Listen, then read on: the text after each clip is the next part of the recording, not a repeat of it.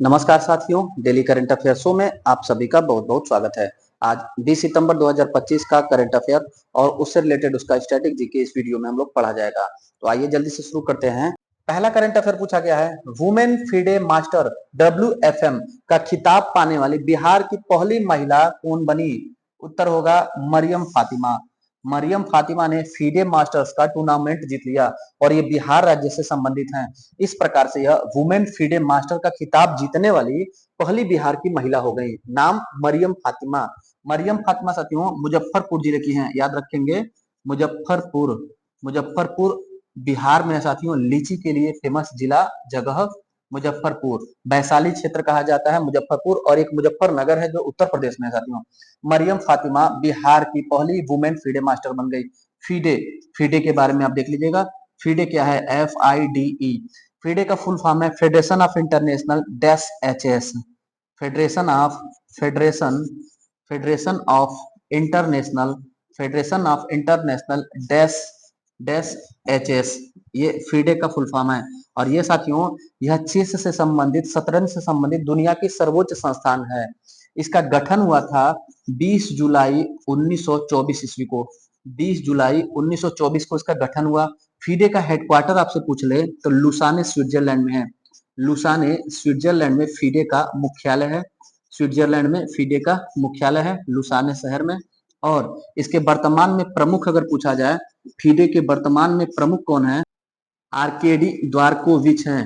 आर्केडी द्वारकोविच, आर्केडी द्वारकोविच FIDE के वर्तमान में प्रमुख हैं, जो रूस देश से हैं साथियों। ये सारा डिटेल हो गया फीडे से रिलेटेड। उत्तर देखिएगा, उत्तर हो जाएगा ए मरियम फातिमा। और ऑप्शन दिया गया, ध्यान दीजिएगा, फातिमा बीबी साथियों यह सुप्रीम कोर्ट की पहली महिला जज हैं। सुप्रीम कोर्ट की पहली महिला जज हमारे भारत में कौन बनी? फातिमा बीबी। और ये साथियों सी ऑप्शन में बीबी नागरत्ना, ये सुप्रीम कोर्ट में CJI बनने की उम्मीद वाली पहली महिला है। उम्मीद किया जा रहा है कि बीबी नागरत्ना 2026 तक हमारे भारत की पहली महिला CJI बनेगी, वही बीबी नागरत्ना है। वर्तमान में ये सुप्रीम कोर्ट में जज हैं। संभावना है कि 2026 में ये CJI बन जाएंगी और बनने के बाद भारत की पहली महिला CJI होंगी। रमेश बाबू वैशाली साथियों ये भी जो है एक फीडे मास्टर हैं। इनके भाई का नाम है, इनके भाई का नाम रमेश बाबू, रमेश बाबू प्रज्ञानंद, रमेश बाबू प्रज्ञानंद यानी कि R प्रज्ञानंद। और ये हैं R वैशाली। R वैशाली और R प्रज्ञानंद ये दोनों भाई बहन की जोड़ी ग्रैंड मास्टर जीतने वाली भारत की पहली भाई बहन की जोड़ी है। रमेश बाबू वैशाली और रमेश बाबू प्रज्ञानंद, R वैशाली और R प्रज्ञानंद की जोड़ी। मरियम फातिमा का तस्वीर है। दूसरा करंट अफेयर पूछा गया है, संयुक्त कमांडर सम्मेलन 2025 में किए गए घोषणा के बारे में निम्न कथनों पर विचार करिए। साथियों अभी हाल ही में संयुक्त कमांडर सम्मेलन 16वें क्रम का कोलकाता में संपन्न हुआ।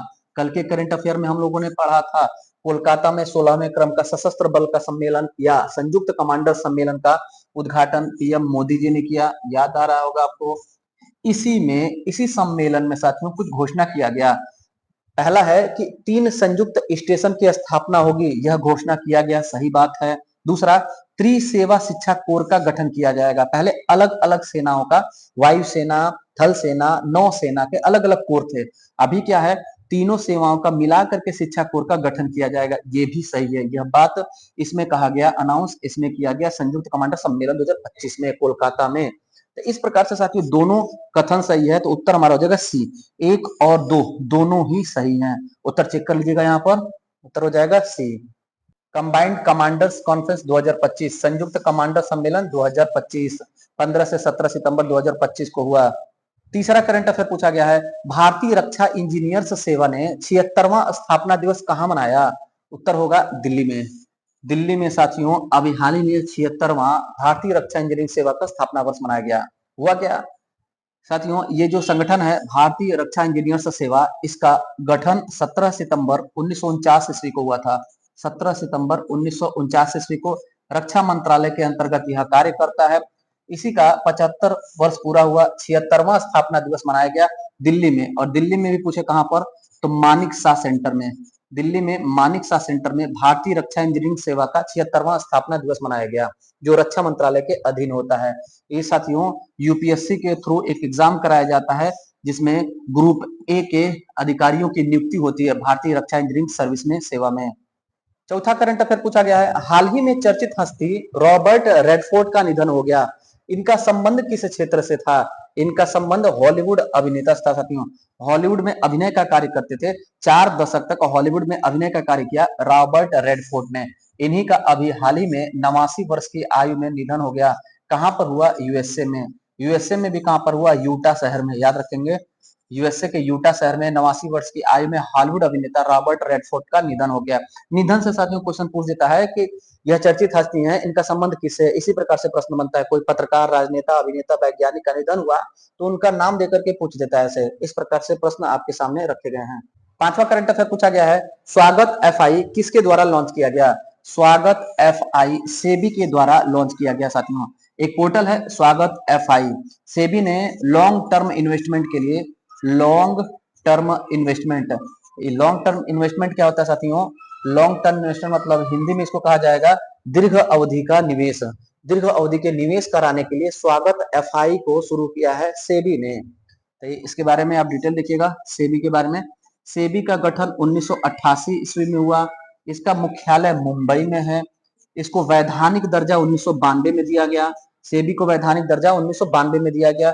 सेबी के अभी वर्तमान में प्रमुख नियुक्त हुए हैं तुहिन कांत पांडे। तुहिन कांत पांडे हैं। और भी ऑप्शन देखिएगा साथियों, आरबीआई। आरबीआई का गठन 1934 के आरबीआई एक्ट से हुआ था। आरबीआई एक्ट 1934 से किस सन में हुआ था? तो 1935 में आरबीआई का गठन हुआ था। किस समिति की सिफारिश पर? तो यंग हिल्टन समिति की सिफारिश पर। यंग हिल्टन समिति की सिफारिश पर आरबीआई का गठन हुआ। आरबीआई के गठन के बाद कोलकाता में आरबीआई का मुख्यालय था। 2 साल बाद यानी 1937 में कोलकाता से इसका मुख्यालय मुंबई शिफ्ट किया गया। कोलकाता से मुंबई में स्थानांतरित किया गया इसका हेडक्वार्टर। तीसरा संगठन इरडा को देखिएगा साथियों, IRDAI, insurance regulatory development authority of India. IRDA का गठन 1999 में हुआ और इरडा का मुख्यालय हैदराबाद में है। याद रखिएगा सारी बात। और इसके वर्तमान में प्रमुख है साथियों अजय सेठ जी। इरडा के प्रमुख अजय सेठ हैं। इसके अलावा ट्राई दिया एक संगठन, telecommunication regulation authority of India. Telecommunication regulation authority of India यानी कि साथियों यह 2G, 3G और 4G, 5G ये जो नेटवर्क और इंटरनेट होता है उसके प्रोवाइडर देश की शीर्ष संस्थान है ट्राई। यही साथियों इन सबका आवंटन करती है सरकारी सर्वोच्च संस्थान है ट्राई। इसका गठन 1997 में हुआ।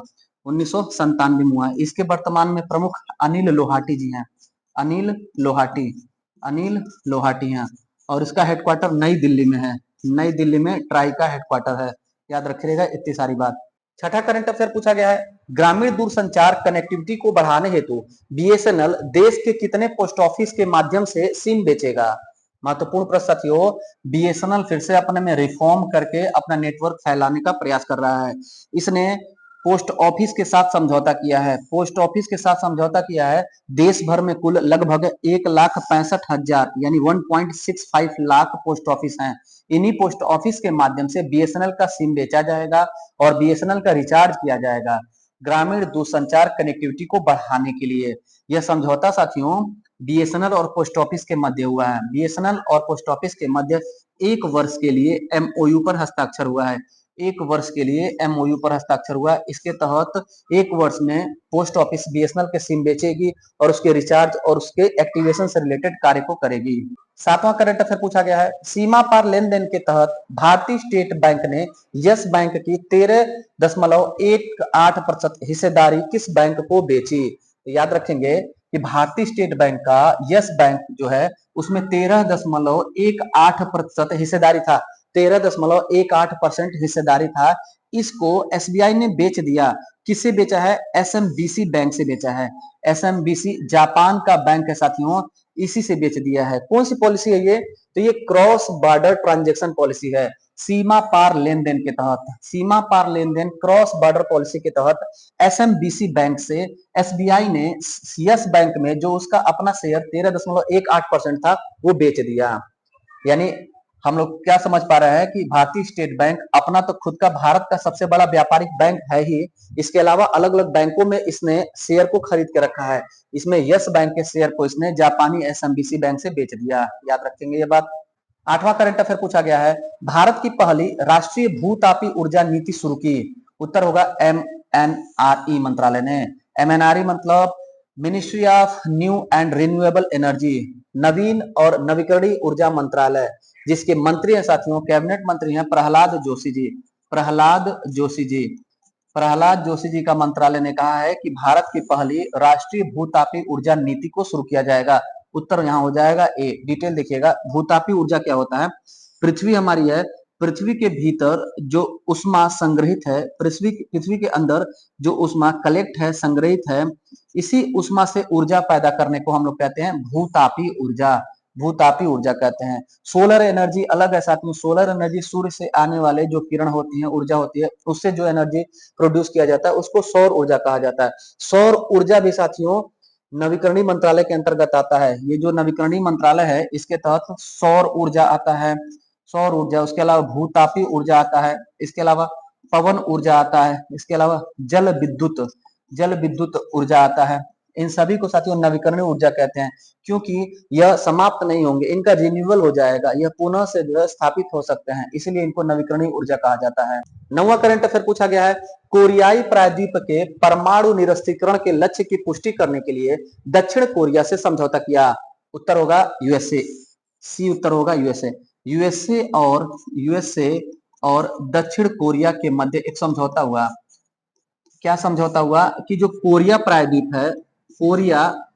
है, यहाँ पर कोई भी परमाणु हथियार नहीं है, जो भी परमाणु हथियार था वो सब निरस्त कर दिया गया। परमाणु निरस्त्रीकरण के लक्ष्य की पुष्टि की गई है। ये गारंटी ले रहा है दक्षिण कोरिया कि कोरिया प्रायद्वीप पर नहीं है। इसको नहीं पता है कि अभी यहाँ पर कोरिया प्रायद्वीप पर दो देश हैं साथियों, दो देश हैं। यहाँ पर 38 डिग्री समानांतर रेखा से, याद होगा आपको, 38 डिग्री समानांतर रेखा जो है उससे दो देश अलग होते हैं कोरिया प्रायद्वीप पर। उत्तर की तरफ उत्तर कोरिया, जिसकी राजधानी है प्योंगयांग, किम जोंग उन वाला देश साथियों, और दक्षिण में है दक्षिण कोरिया। कोरिया प्रायद्वीप पर दो देश हैं, दक्षिण कोरिया जिसकी राजधानी सियोल है। इस दक्षिण कोरिया ने गारंटी लिया है कि इस पूरे का, आप समझ सकते हैं अमेरिका को किस बात की चिंता है। अमेरिका जो है यहाँ पर नॉर्थ कोरिया, उत्तर कोरिया को काउंटर करने के लिए यह समझौता किया है। उत्तर देखिएगा सी यूएसए हो जाएगा। और यहाँ तस्वीर देखिएगा हाथ मिलाते हुए, पुष्टि करते हुए कि हाँ इनके पास परमाणु हथियार नहीं है। 10वां करंट अफेयर पूछा गया है, पिंपरी चिंचवाड़ में 180 फीट ऊंची कांस्य प्रतिमा हिंदू भूषण का संबंध है। उत्तर होगा सी संभाजी महाराज की एक 180 फीट ऊंची कांस्य की प्रतिमा का अनावरण किया गया। उस प्रतिमा का नाम है हिंदू भूषण। हिंदू भूषण प्रतिमा कहां पर? पिंपरी चिंचवाड़। ये कहां है साथियों? पिंपरी चिंचवाड़ महाराष्ट्र राज्य में है, महाराष्ट्र राज्य में। और महाराष्ट्र राज्य में भी पुणे के पास में है, पुणे के पास में है पिंपरी चिंचवाड़ नगर निगम है। वहां पर संभाजी महाराज की 140 फीट ऊंची प्रतिमा और 40 फीट का चबूतरा, 140 फीट की प्रतिमा और 140 फीट चबूतरा, यानी टोटल 180 फीट की प्रतिमा का अनावरण किया गया है। इस प्रतिमा का नाम है हिंदू भूषण। जैसे याद करिए साथियों कि विश्व की सबसे ऊंची प्रतिमा स्टैचू ऑफ यूनिटी उसका नाम है, जो सरदार वल्लभ भाई पटेल की प्रतिमा है, 182 मीटर ऊंची प्रतिमा है। रामजी वंशुतार ने उसको बनाया है, केवड़िया गांव में था, केवड़िया गांव का नाम बदल करके एकता नगर कर दिया गया। गुजरात में दुनिया की सबसे ऊंची प्रतिमा, उसका नाम स्टैचू ऑफ यूनिटी है।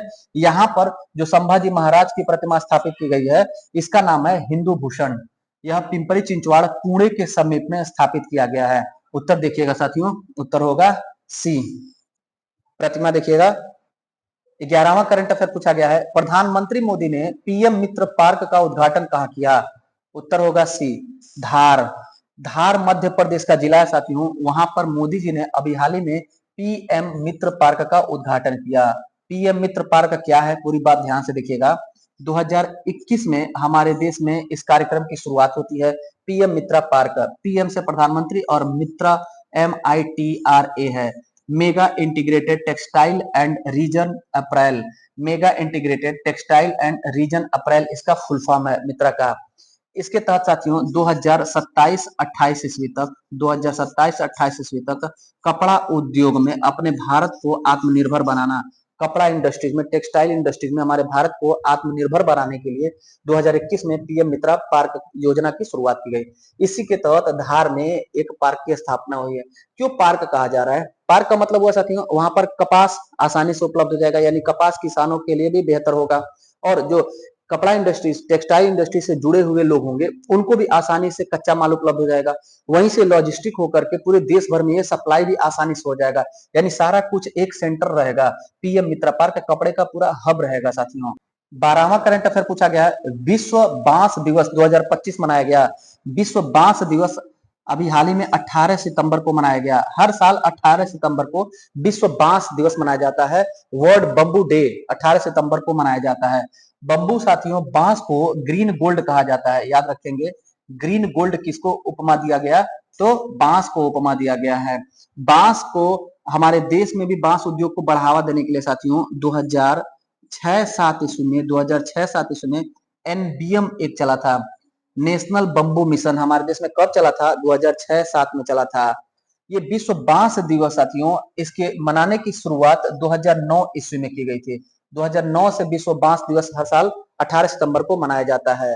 रही बात इसके थीम की, दिवस है तो थीम याद रख रहिएगा, अगली पीढ़ी का बांस, अगली पीढ़ी अगली पीढ़ी का बांस, अगली पीढ़ी का बांस, समाधान समाधान नवाचार और डिजाइन, समाधान नवाचार और डिजाइन इसका थीम था।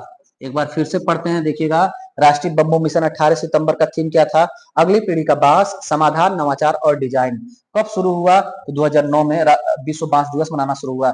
हमारे भारत में नेशनल बम्बू मिशन, राष्ट्रीय बांस मिशन कब शुरू हुआ? 2006-7 में। ग्रीन गोल्ड किसको कहा जाता है? बांस को कहा जाता है। बड़ा सा तस्वीर देखिएगा। 13वां और अंतिम करंट अफेयर पूछा गया है, वैश्विक नवाचार सूचकांक 2025 में भारत का स्थान क्या है? मोस्ट इंपोर्टेंट प्रश्न साथियों आज का। वैश्विक नवाचार सूचकांक 2025 में हमारे भारत का रैंक है 38। पिछले वर्ष साथियों एक स्थान का प्रमोशन हुआ है। पिछले वर्ष 39वां स्थान पर था, यानी 2024 में 39वां स्थान। इस वर्ष ग्लोबल इनोवेशन इंडेक्स में हमारा भारत 38वें स्थान पर पहुंच गया है। कुल देश साथियों 139 देश थे, कुल 139 देश। इसमें अगर फर्स्ट देश की बात करें तो स्विट्जरलैंड, वैश्विक नवाचार सूचकांक में प्रथम स्थान पर स्विट्जरलैंड देश, और टोटल 139 देश। हमारे भारत का एक रिपोर्ट आया साथियों कि 2020 में हमारा भारत 48वें स्थान पर था। 2020 में, यानी कि 5 साल में हमारा भारत 10 रैंक का सुधार किया है। देख लीजिए 2025 में 38वां स्थान पर, 48 से 38 में 5 साल में 10 रैंक का सुधार हुआ है।